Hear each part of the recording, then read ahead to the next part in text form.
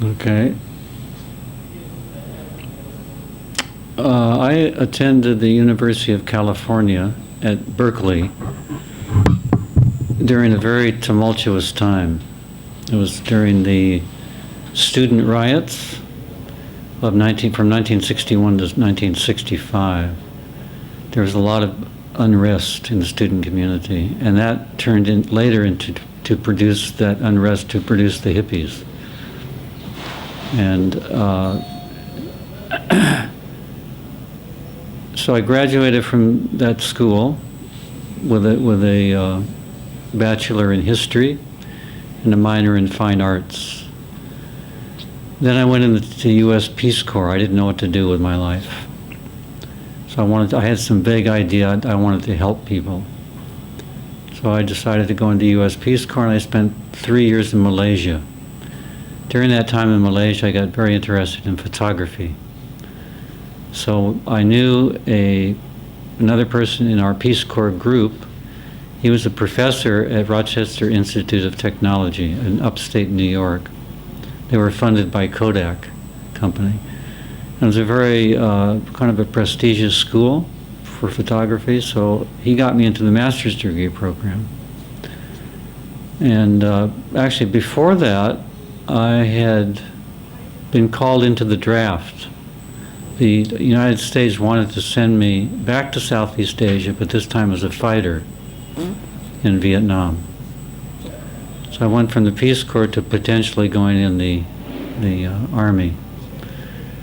So I got a letter saying from a psychologist who was trained our Peace Corps group in the effects of living overseas. You know, it's called culture shock. If you live in a different culture, you're not used to that culture, and you get sometimes very unsettled and even paranoid living in different cultures. So he was training us in different ways how to deal with that.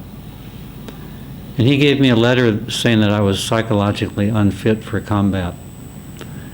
So a lot of people, young people, were doing that at the time. So I took that letter with me to the induction center downtown Los Angeles. And that's where I met the devotees.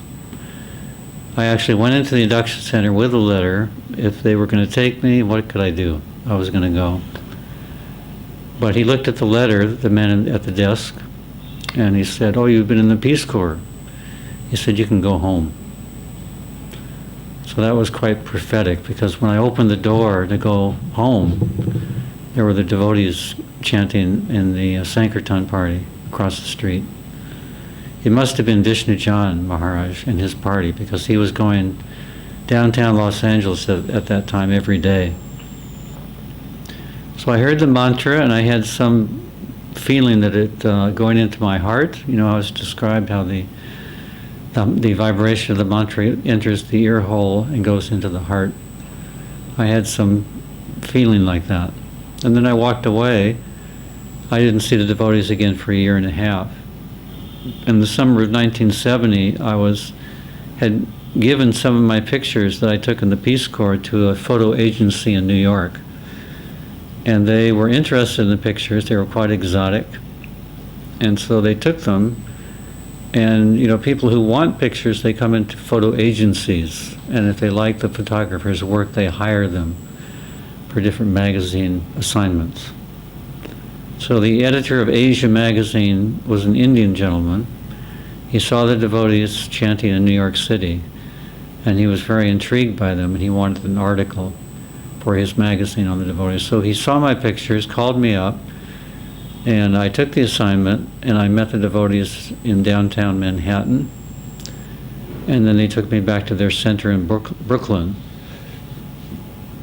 Actually, it wasn't the center in Brooklyn, it was 26 2nd Avenue. That was the second temple. First temple was, first temple was 26 2nd Avenue. Second temple was 61 2nd Avenue. So they took me to 61 2nd Avenue. I did an article on them and submitted that article. I also went to New Vrindavan at that time. But from the very beginning, I was attracted to everything about Krishna consciousness.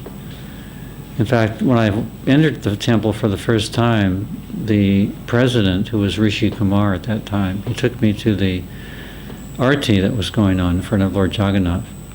I stood there and looked upon Lord Jagannath, and I had a very deep feeling that this was my eternal constitutional position to worship the Lord.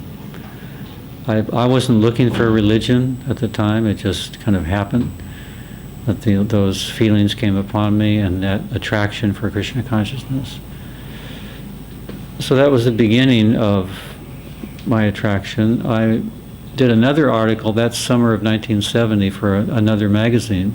They had seen the Asia magazine article, and they wanted an article on the devotees in Los Angeles. These were my first two professional assignments. So I went to Los Angeles and covered the devotees there. They just moved into the Watsika Avenue temple.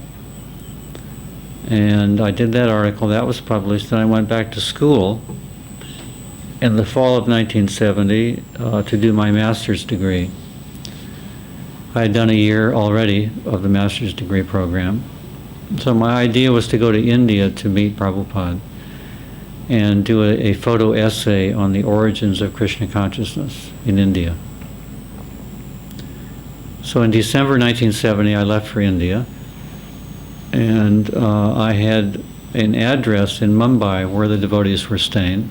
I went to that address, knocked on the door, and the person answered. His name was Kailash Siksaria. He was a life member, a very early life member. So he said, "I'm sorry, you just missed the party. They just went to Surat." So he took me to the train station, put me on a train to Surat, and I arrived there maybe 6 or 7 in the evening. I had no address. I thought Surat was a little village or something. It was a quite large city. So I got down, and the rickshaws naturally came up to me, rickshaw drivers, and I said, "American Hare Krishna." And they said, "Get in." Everybody knew where they were. The whole town knew. So it was a very amazing few days in Surat with Prabhupada and the devotees. When I first met Prabhupada, I showed him the articles that I had done. He appreciated them very much. And then he asked me that evening, he said, "Are you going to become a devotee?" And I was quite shocked because I had, mustache and longish hair and didn't appear like a devotee at all. But of course Prabhupada knew everyone's heart. So I said, "I don't think so, Srila Prabhupada." And then he said, "Then you cannot stay with us." My idea was to stay and travel with the party and take pictures. So that was quite a shock. I really didn't know how to respond to that, and I didn't say anything. And Prabhupada didn't say anything either for the next few days, so I just stayed on. And for a couple of months traveled with the devotees and became more and more determined to become a devotee. So Prabhupada again knew everyone's heart. Although he said you couldn't stay, he didn't mean it for the short term, he meant it for the long term. That actually applies to all the devotees. If we don't become fixed in Krishna consciousness, then we can't really stay for the long term. And even if we stay, we hang around, we can't take full advantage of the association of advanced Vaishnavas. So that's how I came to Krishna consciousness. Hare Krishna.